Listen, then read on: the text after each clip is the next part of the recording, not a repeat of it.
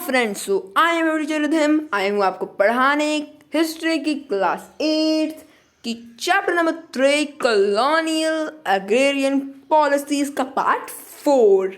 Part 3 तो हमने part 1 2 3 तो हमने अच्छे से पढ़ लिए हैं। तो आज हम पहुँचे हैं पार्ट 4 पे, जिसमें हम पढ़ेंगे मेजर कमर्शियल क्रॉप्स। बुक से नहीं है तो कुछ नहीं होता, हमें तो बस समझना है और पेपर में लिखाना है। तो चलिए let's begin. Major commercial crops in the first phase of colonial rule, opium and indigo were the main commercial crops. From mid 19th century, however, the demand for new commercial crops increased. Jute, cotton and rubber from India were needed to meet the requirements of factory production in England. In the 19th century, jute became an important raw material in European factories. अब आपको हिंदी में समझाऊंगा सब कुछ, tension मत लो। इन the first phrase मतलब कि पहले पहले तो ओपियम और इंडिगो ही मेन कमर्शियल क्रॉप्स थे, कि उनको फोर्स किया जाता है फार्मर्स को कि आप इसी को उगाओगे बेटा, आप इसी को उगाओगे, वरना तो आपको कुछ उगाने को ही नहीं मिलेगा, है ना। ऐसे करके तो वो लोग बहुत ज़्यादा तंग करते थे हमारे फार्मर्स को। अब हम क्या करें, कुछ नहीं कर सकते, पहले पढ़ लेते हैं अभी तो, है ना। पढ़ने के लिए आए हैं तो पढ़ लेते हैं ना, हम क्या कर सकते हैं, वो तो पास की बात है ना। तो ठीक है, शुरू करते हैं।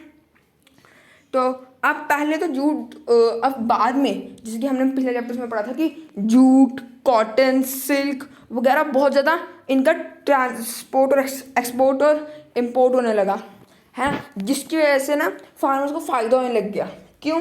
क्योंकि कॉटन वगैरह तो हमारे यहाँ पर भी काम आता था ना, टेक्सटाइल्स में, मतलब कि कपड़ों के उसमें, है ना। तो यहाँ पर भी बहुत ज़्यादा फ़ायदा होने लग गया ना। और पीएम इंडिगो, इनको तो हम खा सकते थे ना, हम इनको कुछ यूज़ कर सकते थे, है ना। तो चाइना में यूज़ होता था ये सब कुछ, तो है ना। तो हमें इससे बहुत ज़्यादा घाटा होता था। ऊपर से ये तो फर्टाइल भी नहीं करते हमारे सॉइल को, लेकिन जो कॉटन जूट्स होते हैं ये तो हमारे सिल्क को सॉइल को फर्टाइल भी रखते हैं, कोई नुकसान भी नहीं पहुंचाते। तो पहले हम लोग कल्टीवेशन ऑफ ओपियम पढ़ते हैं। Opium was cultivated in western India and exported to China in exchange for Chinese T.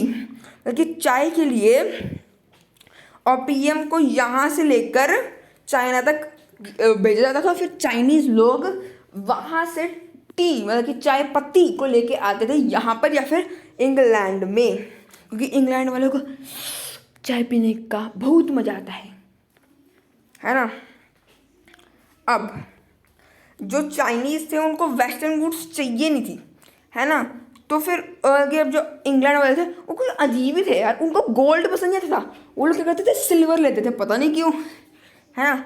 आगे soon they came up with a very corrupt plan of producing opium in India and smuggling it to China. मतलब कि smuggle करते थे, मतलब कि ये opium क्या होता है, अफीम, मतलब कि ये जो ड्रग्स में यूज़ होती है ना चीज़ें, ड्रग्स वगैरह शराब में, उसके बाद जो ये हमारी दवाइयों में यूज़ भी होता है ओपियम, ताकि वो जो हमें बेहोश करने वाली दवाई होती है ना उसमें भी यूज़ होता है ना। वैसा ही ये यूज़ होता था। तो फिर ये चाइना में बहुत ज़्यादा यूज़ होता था, तब स्मगल करते थे इंडिया से चाइना तक, और बहुत ज़्यादा इसको इलीगल तरीके से उगाने को फोर्स किया जाता था, ताकि और फिर जो EIC था वो क्या करता था, 5 रुपये किलो में यहाँ बेचता था और 500 रुपये किलो में वहाँ पर चाइना को बेचता था, ये इतना महंगा करके। और इंडिया को इन्होंने एकदम मतलब कि लूट दिया था।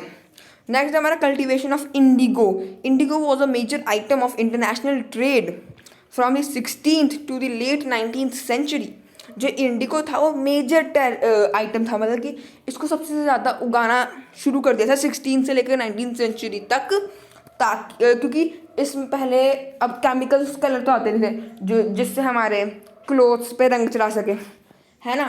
तो अब इन लोगों ने क्या स्टार्ट किया, इंडिगो का यूज स्टार्ट किया, ताकि ब्लू कलर से रंग दिया जा सके। तब नेचुरल कलर्स बनते थे, तो इंडिगो का यूज होता था उसमें, है ना। उसके बाद Indian Indigo was in great demand, क्योंकि इंडिगो अब बाकी जगह तो इतनी स्मगलिंग होती नहीं थी ना, इंडिया में उन लोगों को फोर्स किया जा रहा, इसलिए बहुत ज़्यादा डिमांड में आ गया था इंडिगो। इतनी ज़्यादा डिमांड में आ गया था कि EIC को उससे बहुत बहुत बहुत ज़्यादा प्रॉफिट हुआ है ना। Another reason was the abandonment of indigo production. और यहाँ ये कहीं और और उग भी नहीं सकता था, सिर्फ और सिर्फ इंडिया और साइबेरियन आइलैंड्स में उग सकता था। पर साइबेरियन आइलैंड्स पे तो वहाँ तक जा नहीं सकते थे, तो फिर वो यहाँ पर करते थे। और African slaves who worked on the indigo plantation revolted, मतलब कि अफ्रीका में जब उन लोगों ने लगाना स्टार्ट की तो उन लोगों ने रिवॉल्ट स्टार्ट कर दिया 1791 में, क्योंकि इससे जो फार्मर्स थे उनको भी हानि पहुंच रही थी इसके अंदर के मटीरियल से।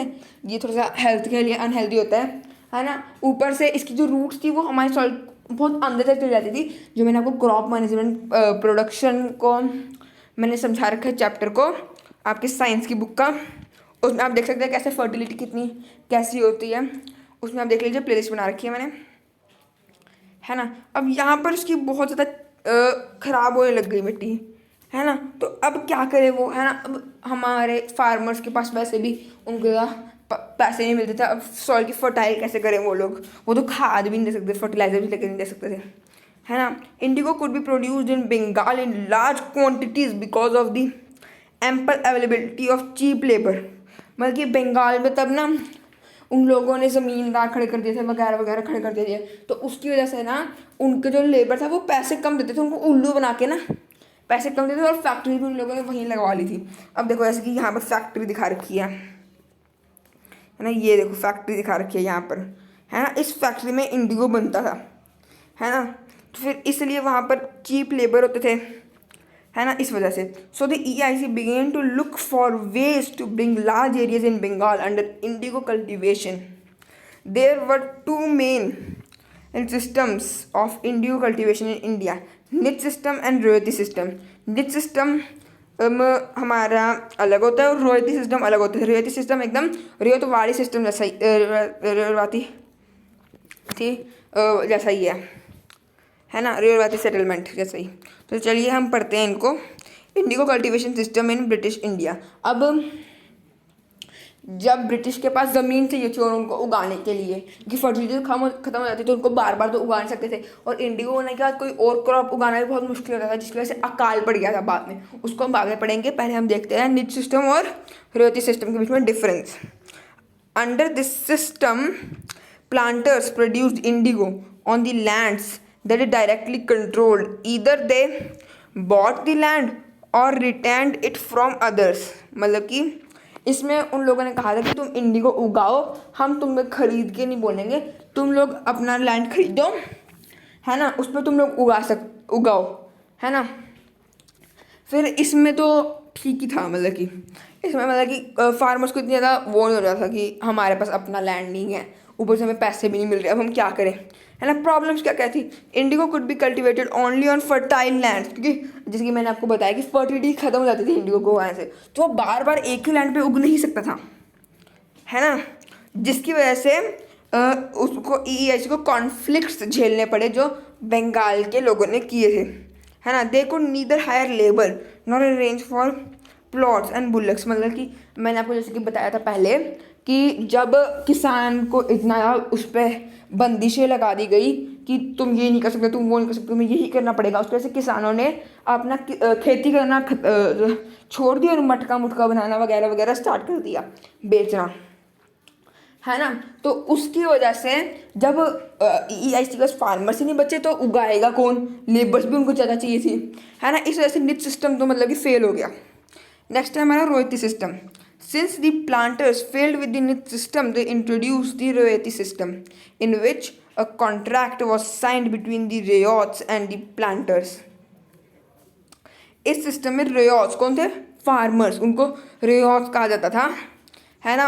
उनसे ही काम करवाया गया। The ryots were given loans and forced to grow only indigo, उनको लोन देते थे पहले तो, फिर कहते थे कि तुम इंडिगो उगाओ, है 25% में से मिलकर तुम्हें इंडिगो ना पड़ेगा। स्टार्टिंग में तो ठीक था सब कुछ, है ना, अगर लैंड के 25% में तुम्हें इंडिगो उगाना पड़ेगा एरिया में, है। स्टार्टिंग में तो ठीक था, लेकिन बाद में उन्होंने बोला कि तुम हमें पैसे से नहीं बेचोगे इसको, तुम्हें हमें इंडिगो ही देना पड़ेगा, है ना, इतना मतलब कि है।